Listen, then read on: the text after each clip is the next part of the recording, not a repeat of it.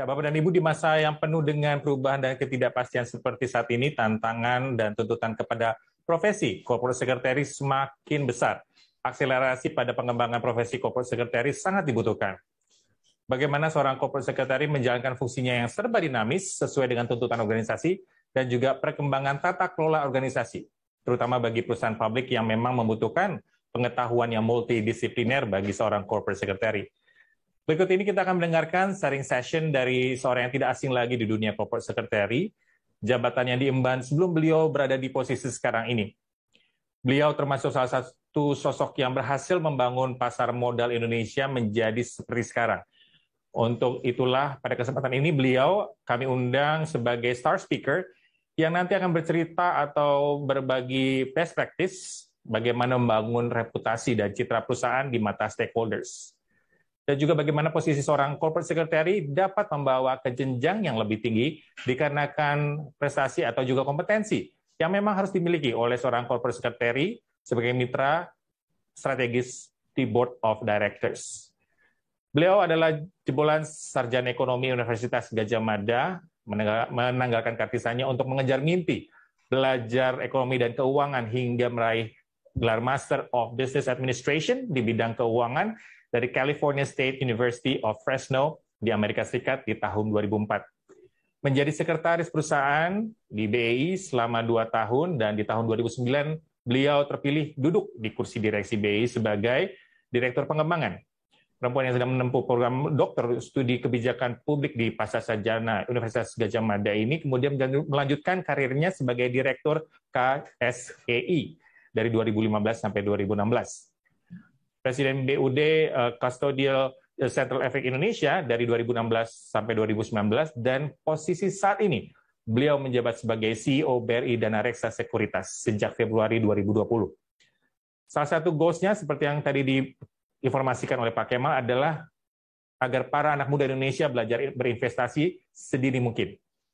Langsung saja kita sapa Ibu Frederika Widiasari Dewi atau yang biasa kita panggil dengan Ibu Kiki. Selamat siang, Bu Kiki. Selamat siang, Mas. Terima kasih sekali. Pembukaannya sangat murah hati buat saya. Semoga dalam keadaan sehat ya, Bu ya. Alhamdulillah, Mas juga sehat ya. Iya. Silakan Ibu dengan paparannya. Baik. Terima kasih. Selamat siang. Assalamualaikum warahmatullahi wabarakatuh. Yang saya hormati Bapak Kemal Gani, Chief Editor SWA Group, yang sahabat lama saya yang selalu baik, selalu senyum, ya, banyak karyanya. Kali ini juga salah satunya. Kemudian para pembicara seminar, salam Pak. Para pembicara seminar saya lihat ada Ibu Melinda Pujo, kemudian Pak Safwan, Ibu Marina, kemudian Pak Mahendra, dan juga nanti Pak Swasono, dan juga seluruh Bapak Ibu praktisi corporate secretary dan seluruh peserta webinar yang saya hormati. Senang sekali pada hari ini saya bisa ketemu menyapa Bapak dan Ibu. Mohon maaf saya tidak paparan karena kebetulan kami ada kegiatan fisik ya offline di luar kota, jadi saya nanti akan menyapa Bapak Ibu dan juga mungkin sharing sedikit pengalaman saya tentang corporate secretary. Jadi tadi seperti sudah disampaikan sedikit, saya pernah menjadi corporate secretary di Bursa Efek Indonesia, dan waktu itu adalah suatu peran yang baru buat Bursa Efek yang baru saja merger dari Bursa Efek Jakarta dan Bursa Efek Surabaya. Kemudian waktu itu ketika mendapat tugas sebagai corporate secretary, saya mixed feeling gitu ya, kira-kira aduh kok corporate secretary gitu, ini bagus nggak sih, posisi yang bagus nggak sih, dan sebagainya. Tetapi karena saya orang yang optimis ya, instead of saya bertanya-tanya dan kemudian kenapa nggak yang ini, kenapa nggak yang itu, akhirnya saya mendalami dan alhamdulillah kemudian found out bahwa fungsi corporate secretary itu suatu fungsi yang sangat vital di suatu perusahaan ya. Bagaimana kemudian dalam fungsi itu kita bisa berperan sangat krusial dalam menentukan sukses tidaknya jalannya suatu organisasi atau perusahaan di tempat kita bekerja. Dari situ kemudian saya mulai banyak belajar tentang, ya pasti ada peraturan yang terkait dengan corporate secretary, kemudian fungsinya dan sebagainya. Dan memang tadi seperti disampaikan oleh Mas tadi ya, bahwa dari situ kemudian membuka kesempatan lebih luas. Karena apa? Karena dengan menjadi corporate secretary, kita menjadi tahu segala sesuatu yang terjadi di perusahaan ya. Karena memang fungsi corporate secretary kan kita ada fungsi untuk media, relasi, kemudian kita menjadi penghubung dengan institusi lain dan sebagainya, dengan investor dan sebagainya. Jadi kita mau tidak mau kita jadi tahu segala sesuatu yang terjadi di perusahaan sehingga kita sudah memiliki gambaran besar tentang suatu organisasi. Berbeda ketika misalnya kita memegang satu fungsi misalnya yang penting tapi tidak secara menyeluruh, kemungkinan picture kita tentang perusahaan atau organisasi tempat kita bekerja itu juga tidak terlalu menyeluruh.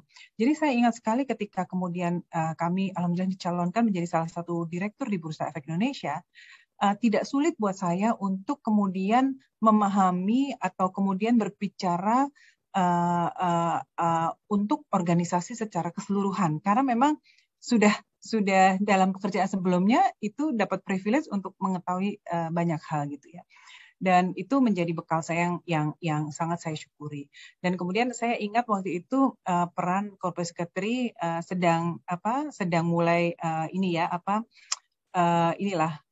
grooming gitu ya, seperti itu ya. Kemudian kami dengan beberapa teman-teman corporate secretary dari emiten membentuk ICSA, Indonesia Corporate Secretary Association. Waktu itu sempat, namanya apa ya? Waktu itu sempat Asosiasi Sekretaris Perusahaan Indonesia atau apa. Akhirnya kita sepakat namanya ICSA. Dari organisasi itu kemudian kita juga saling bertukar pengalaman, bertukar informasi ya, yang saling menguatkan, saling memperkaya. Karena kita bisa belajar dari kesuksesan teman-teman Korsek yang lain, atau kita bisa belajar dari kegagalan atau kelemahan ya, atau pengalaman yang kurang baik yang terjadi pada teman-teman corporate secretary yang lain. Jadi itu ternyata berdiskusi dengan sesama corporate secretary itu sangat sangat berguna dan sangat penting.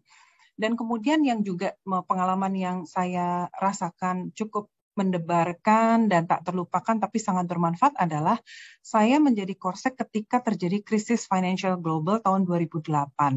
Yaitu saat yang sangat mencekam.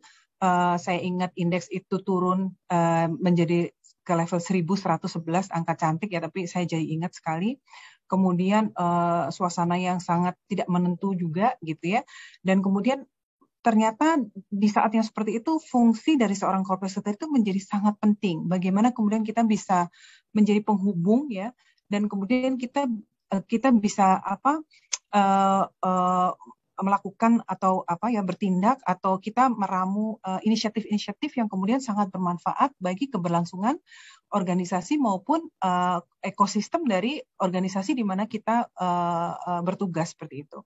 Jadi waktu itu kemudian kami mengkomunikasikannya baik dengan para analis ya, dengan investor ya, dengan emiten ya, dengan regulator yang lain, bahkan dengan bursa-bursa lain di dunia.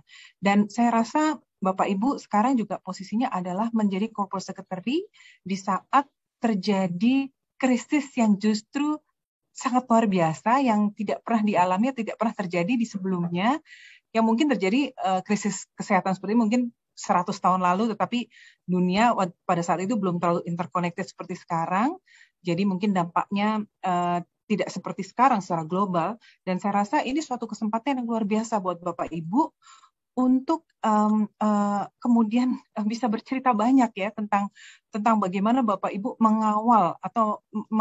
menggawangi gitu ya keberlangsungan organisasi di saat-saat kritikal seperti ini. Jadi bagaimana the rising power of corporate secretary, building company reputation and stakeholder trust in the difficult time atau di saat pandemic era seperti saat ini. Kalau kita lihat kan di pandemi ini yang paling mungkin sangat digarisbawahi adalah kebutuhan untuk penggunaan teknologi yang sangat masif. Di sini tentu peran corporate secretary sangat inti ya. Bagaimana kemudian Bapak Ibu harus tetap melaksanakan RUPS ya, di mana sekarang ya alhamdulillah di KSEI sudah dimungkinkan mekanisme RUPS dengan electronic voting ya. Alhamdulillah waktu itu merupakan program yang kami usung ya waktu kami menjadi direksi di KSEI, karena lagi-lagi fungsi saya sebagai corporate secretary waktu di bursa dulu kami alhamdulillah mendapat kesempatan untuk melakukan roadshow ya di baik itu di Eropa, di Amerika dan sebagainya, yang kemudian banyak investor bertanya kenapa Indonesia belum mempunyai electronic voting atau RUPS yang dengan melalui mekanisme elektronik. Jadi alhamdulillah sekarang pas ya gitu, kalau orang Jawa bilang tuh dilalah gitu ya, pas zamannya pandemi terus udah ada gitu ya seperti itu. Jadi bagaimana kemudian fungsi corporate secretary yang memastikan pelaksanaan RUPS, bagaimana kemudian stakeholder kita bisa mengambil suara secara elektronik dan sebagainya. Kemudian bagaimana fungsi untuk menyusun laporan tahunan perusahaan juga terus harus dilakukan ya. Kemudian bagaimana memastikan efektivitas kerja direksi, komisaris dan komite-komite tetap berjalan di saat mungkin pada saat awal tuh orang semua gagap bagaimana untuk berkomunikasi, ketemu takut, gimana komunikasi dan sebagainya. Nah, itu peran corporate secretary juga dibutuhkan. Kemudian efektivitas hubungan perusahaan dengan pihak-pihak di luar perusahaan. Tadi Pak Kemal sudah menyampaikan bagaimana kemudian kita bisa memanage hubungan kita dengan investor kita, dengan para stakeholder kita dan sebagainya. Itu juga sesuatu yang perlu seni dan art ya, terutama dalam era krisis seperti saat ini. Terus bagaimana kemudian dokumen-dokumen yang tadinya mungkin hard copy, bagaimana sekarang mungkin semua dalam bentuk soft copy, bagaimana penyimpanannya, bagaimana keamanannya dan sebagainya. Seperti itu. Nah, kemudian Bapak Ibu yang saya hormati dan alhamdulillah kami juga dipercaya saat ini menjadi sekretaris sekjen di Komite Nasional Kebijakan Governansi atau KNKG yang dibentuk oleh Kementerian Koordinator Perekonomian yang ditandatangani oleh Pak Erlangga Hartarto. Di situ kita kemudian menyusun pedoman umum governansi korporat di saat ini atau PUGGI ya, PUGKI. Di situ kita jelas-jelas sekali menulis peran sekretaris perusahaan secara spesifik itu tertuang dalam draft exposure pedoman umum governansi korporasi Indonesia di pasal 1,7 tentang peningkatan 1.7 peningkatan kompetensi anggota dewan. Kemudian rekomendasi juga menyebutkan bahwa Dewan Komisaris melalui Sekretaris Koperasi harus memastikan bahwa anggota dewan memahami peran dan tanggung jawab mereka, karakteristik dan operasi korporasi, peraturan perundangan dan sebagainya. Jadi di sini juga disampaikan direksi harus mendukung semua anggota dewan dalam memperbarui dan menyegarkan keterampilan pengetahuan mereka yang diperlukan untuk menjalankan peran mereka di dewan. Di sini disebutkan bahwa melalui sekretaris perusahaan seperti itu ya. Kemudian peran sekretaris perusahaan juga dimention lagi dalam pasal 3.2 di akses informasi Dewan Komisaris. Disebutkan bahwa Direktur Utama atau Sekretaris Perusahaan segera menginformasikan kepada Dewan Komisaris bila terjadi peristiwa besar atau material dan sebagainya. Ada lagi kemudian di pasal 8.1 keterlibatan stakeholder atau stakeholder engagement menyebutkan bahwa peran sekretaris perusahaan adalah korporasi melalui sekretaris perusahaan melaksanakan komunikasi yang reguler, transparan dan efektif dengan pemangku kepentingan serta melibatkan mereka untuk memahami harapan dan keluhan mereka serta dampak korporasi terhadap mereka. Jadi kalau dari ketiga kutipan di atas dari draft exposure pedoman umum governansi korporasi Indonesia yang dikeluarkan oleh KNKG, bahwa setidaknya kalau Korsek itu harapannya melakukan 3 fungsi tadi, yaitu terkait dengan tata kelola perusahaan sudah pasti, yaitu mengenai program induksi dan pengembangan Dewan Komisaris dan Direksi, dan penyampaian peristiwa penting kepada Dewan Komisaris dan para stakeholder lainnya. Dan kemudian kalau kita melihat ke peraturan OJK ya nomor 35 POJK 04 2014 tentang sekretaris perusahaan emiten atau perusahaan publik juga sangat jelas menyebutkan fungsi sekretaris perusahaan. Jadi yang ingin saya garis bawahi di sini adalah bahwa peran sekretaris perusahaan itu sangat krusial dalam perusahaan yang akan menentukan keberlangsungan dan bahkan suksesnya jalannya suatu organisasi. Karena itu kalau kita melihat untuk corporate secretary itu nggak bisa orang yang asal-asalan ya, tapi orang-orang yang punya agility ya, dan di saat-saat seperti saat ini bagaimana kemudian mampu beradaptasi gitu ya. Jadi Korsek itu harus bisa punya kemampuan mengorganisasi yang kuat, punya orientasi pada detail, punya kemampuan komunikator yang efisien ya, kemudian bisa multitasking, problem solver, terus kemudian dia harus bisa mengelola departemen antar departemen gitu ya, kemudian pengetahuan organisasi yang baik, kemudian sangat memegang ini ya confidentiality banyak sekali dari perusahaan, komisaris, direksi dan sebagainya, kemudian banyak sekali skill yang lain yang dibutuhkan. Jadi saya rasa Mas Kemal, event hari ini sangat positif menurut saya. Bagaimana kemudian kita bersama-sama mengembrace para corporate secretary dan peran mereka agar lebih membangun organisasi, dan ketika organisasi atau perusahaan itu dapat semakin tata kelolanya semakin baik, tentu harapannya juga akan berkinerja dengan lebih baik, dan itu tentu saja akan menyumbang fungsi dan peran yang luar biasa bagi pembangunan atau kemajuan negara kita. Mungkin itu sedikit dari saya, Pak Kemal. Saya ucapkan terima kasih dan sukses selalu. Terima kasih. Billahi taufiq wal hidayah. Assalamualaikum warahmatullahi wabarakatuh.